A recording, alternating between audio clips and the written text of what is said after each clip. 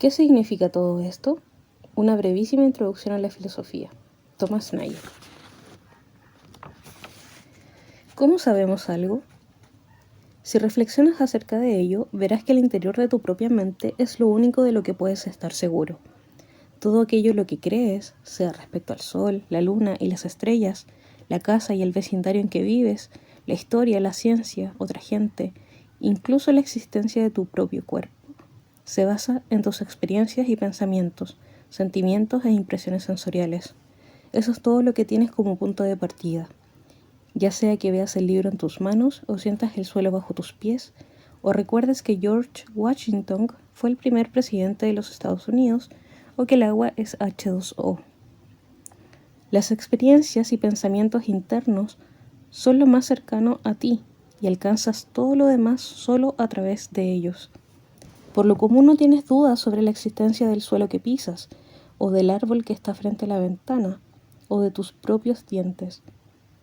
De hecho, casi nunca reparas en los estados mentales que te hacen consciente de esas cosas. Pareces estar consciente de ellas directamente. Pero, ¿cómo sabes que realmente existen? ¿Te parecerían diferentes las cosas si de hecho existieran solo en tu mente? Si todo lo que creíste que era el mundo real externo no fuese más que un gigantesco sueño o alucinación de la que nunca despertaras? De ser así, por supuesto que no podrías despertar como puedes hacerlo de un sueño, ya que no habría mundo real en el cual despertar. Por ello no será exactamente como una alucinación o sueño normal. Nuestra general concepción de los sueños es que ocurren en la mente de personas que, literalmente, yacen en una cama real, dentro de una casa real, aun cuando en el sueño vayan huyendo de una podadora asesina por las calles de Santiago.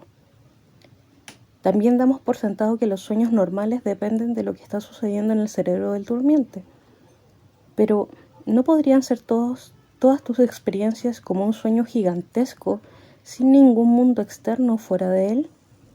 ¿Cómo puedes saber que no es eso lo que ocurre? Si todas tus experiencias no fueran más que un sueño con nada fuera, entonces cualquier prueba que trataras de usar para demostrar la existencia de un mundo externo sería parte del sueño. Si golpearas la mesa o te pellizcaras, oirías el golpe y sentirías el pellizco, pero eso no sería más que otra cosa que sucede dentro de tu mente, como todo lo demás. Es inútil si quieres saber si lo que está dentro de tu mente da una idea de lo que está fuera de ella. No puedes confiar en lo que las cosas parecen desde el interior de tu mente para responderte. Pero entonces, ¿en qué se puede confiar? Toda tu evidencia sobre cualquier cosa tiene que pasar por tu mente, sea en forma de percepción, testimonio de libros y de otras personas, o por el recuerdo. Y es por completo consecuente con todo aquello de lo que estás consciente, que nada en absoluto existe excepto el interior de tu mente. Incluso es posible que no tengas cuerpo ni cerebro, puesto que crees en su existencia solo a través del testimonio de tus sentidos. Nunca has visto tu cerebro, solo das por sentado que todos lo tienen. Pero aunque lo hubieras visto, o pensaras haberlo visto, ello no sería más que otra experiencia visual. Tal vez tú, el sujeto de la experiencia, eres lo único que existe, y no hay mundo físico, ni estrellas, ni tierra, ni cuerpos humanos. Quizá ni siquiera hay espacio. Si tratas de arguir que debe haber un mundo físico externo, pues de no ser así no verías edificios, gente, ni estrellas, a menos que hubiera allí cosas que reflejaran o enviaran luz hacia tus ojos y te causaran así experiencias visuales. La respuesta es obvia. ¿Cómo sabes eso? No es más que otra pretensión sobre el mundo externo y tu relación con él, y tiene que basarse en la evidencia de tus sentidos. Pero solo puedes confiar en esa prueba específica sobre cómo las experiencias visuales tienen lugar solo si puedes confiar, en general, en que el contenido de tu mente informa sobre el mundo externo, y eso es precisamente lo que se cuestiona. Si tratas de demostrar la veracidad de tus impresiones apelando a tus impresiones, estarás razonando en un círculo vicioso y no llegarás a ninguna parte. La conclusión más radical que se puede sacar de lo anterior sería que tu mente es lo único que existe. Este punto de vista se llama solipsismo. Es una idea muy solitaria, no mucha gente la ha sostenido. Como podrás inferirlo de este comentario, yo tampoco la sostengo. Si yo fuera solipsista, probablemente no habría escrito este libro, pues no creería que hubiese alguien más que lo leyera. Por otro lado, tal vez lo escribiría para hacer más interesante mi vida interna, al añadirle la impresión de haber publicado el libro, de que otras personas lo leyeran y me contaran sus reacciones, y así por el estilo. Incluso podría tener la impresión de las regalías de tener suerte. Quizá tú seas solipsista. En tal caso, considerarás este libro como producto de tu propia mente, el cual surge de la existencia a través de tu experiencia cuando lo lees. Obviamente nada que yo pueda decir te demostrará que en realidad existo, ni que el libro existe como objeto físico. Por otra parte, concluir que eres lo único que existe es más de lo que las pruebas garantizan. No puedes saber, basándote en lo que hay dentro de tu mente, que no hay mundo fuera de ella. Tal vez la conclusión correcta sea más modesta, que no sabes nada más allá de tus impresiones y experiencias. Puede haber un mundo externo o no, y si lo hay, puede ser o no ser completamente distinto de cómo te parece. No hay forma de que lo sepas. Este punto de vista se llama escepticismo acerca del mundo externo. Es posible una forma de escepticismo aún más radical. Argumentos similares parecen mostrar que no sabes nada, ni siquiera sobre tu propia existencia y experiencias pasadas, puesto que todo lo que tienes como fundamento es el contenido actual de tu mente, incluyendo las impresiones de la memoria. Si no puedes estar seguro de que el mundo exterior a tu mente existe ahora, ¿cómo puedes estar seguro de que tú mismo exististe antes de ahora? Chuta, una pequeña interrupción. Oh, no sé, no recuerdo dónde quedamos. Oh, mierda. ¿Cómo sabes que no empezaste a existir apenas hace unos minutos, junto con todos tus recuerdos actuales?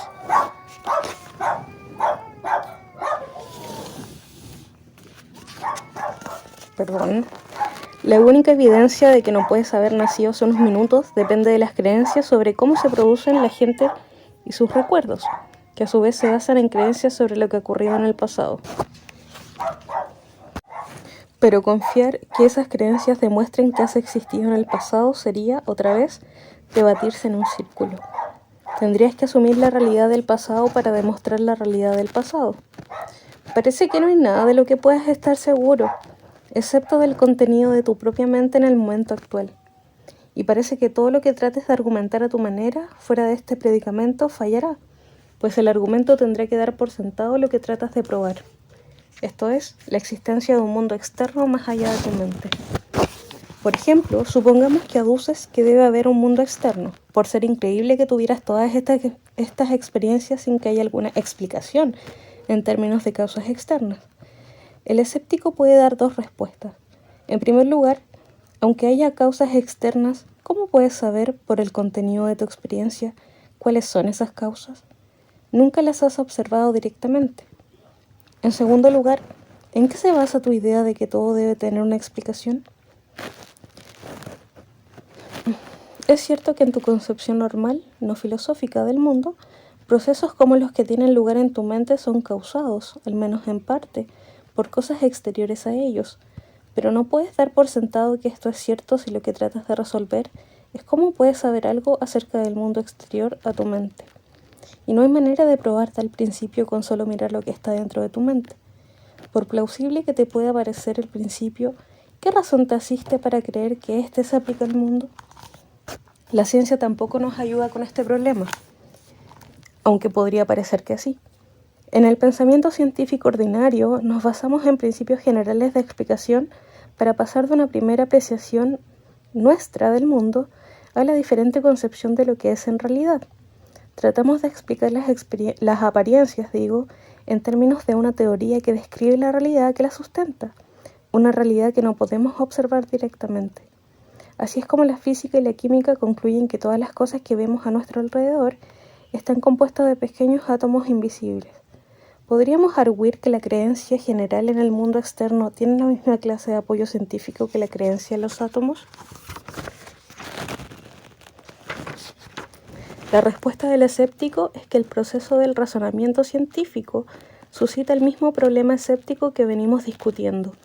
La ciencia es tan vulnerable como la percepción. ¿Cómo podemos saber que el mundo exterior a nuestras mentes corresponde a nuestras ideas de lo que sería una buena explicación teórica de nuestras observaciones? Si no podemos establecer la veracidad de nuestras experiencias sensoriales en relación con el mundo externo, tampoco hay razón para pensar que podamos fiarnos en nuestras teorías científicas. Hay otra respuesta muy diferente al problema. Algunos aducirían que el escepticismo radical, del tipo que he venido refiriéndome, no tiene sentido, porque la idea de una realidad externa que nadie jamás podría descubrir tampoco lo tiene. El argumento es que un sueño, por ejemplo, tiene que ser algo de lo que puedas despertar para descubrir que has estado durmiendo. Una alucinación tiene que ser algo cuya existencia otros, o después tú mismo, puedan percibir. Las impresiones y apariencias que no corresponden a la realidad deben ser comparadas con otras que sí corresponden a la realidad.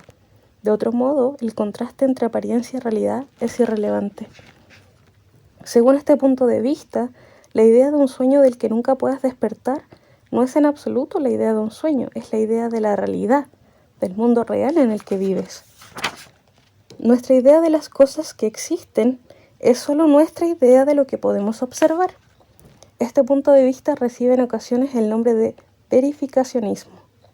A veces nuestras observaciones son erróneas, pero eso significa que pueden ser corregidas por otras observaciones, como cuando despiertas de un sueño o descubres que lo que te parecía una serpiente no era más que una sombra sobre la hierba, pero sin cierta posibilidad de que haya un punto de vista correcto, sea tuyo o de algún otro, sobre cómo son las cosas.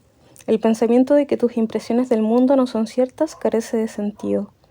Si esto es correcto, entonces el escéptico se engaña a sí mismo si cree poder imaginar que lo único que existe es su propia mente. Se engaña porque no podría ser cierto que el mundo físico no existe en realidad, a menos que alguien pudiera observar que no existe. Y lo que el escéptico trata de imaginar es precisamente que no hay nadie para observar esa ni cualquier otra cosa, excepto, claro, el escéptico mismo, y todo lo que puede observar es el interior de su propia mente. Así, el solipsismo no tiene sentido. Trata de sustraer el mundo externo de la totalidad de mis impresiones, pero fracasa porque, si se sustrae el mundo exterior, dejan de ser meras impresiones, volviéndose percepciones de la realidad. ¿Sirve de algo este argumento contra el solipsismo y el escepticismo?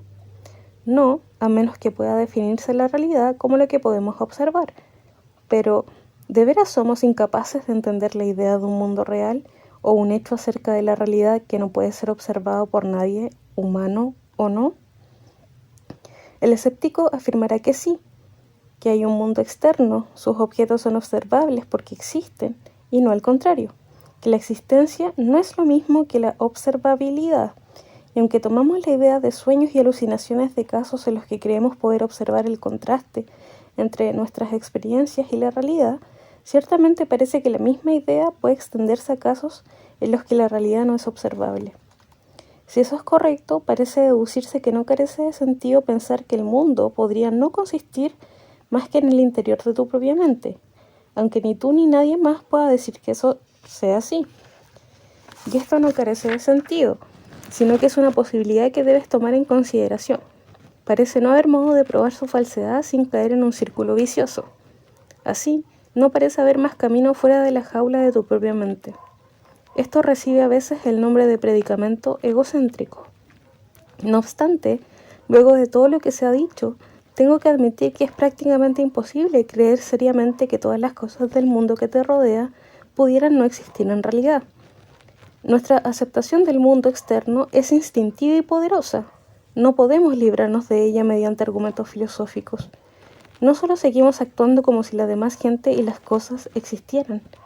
Creemos que existen, aún después de haber examinado los argumentos que parecen mostrar que no tenemos razones para dicha creencia.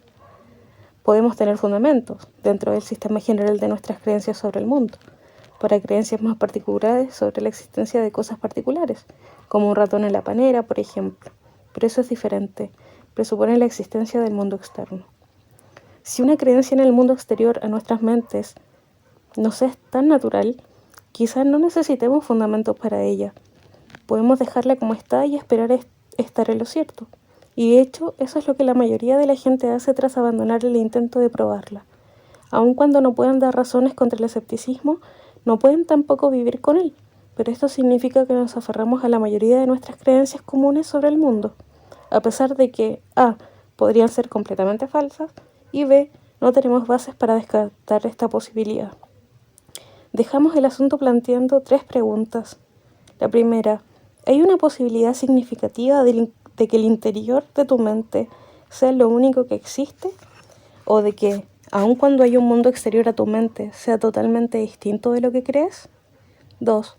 Si lo anterior es posible, ¿tienes alguna forma de probarte a ti mismo que realmente no es cierto? 3. Si no puedes probar que algo existe fuera de tu propia mente, ¿es correcto seguir creyendo de todas maneras en el mundo externo?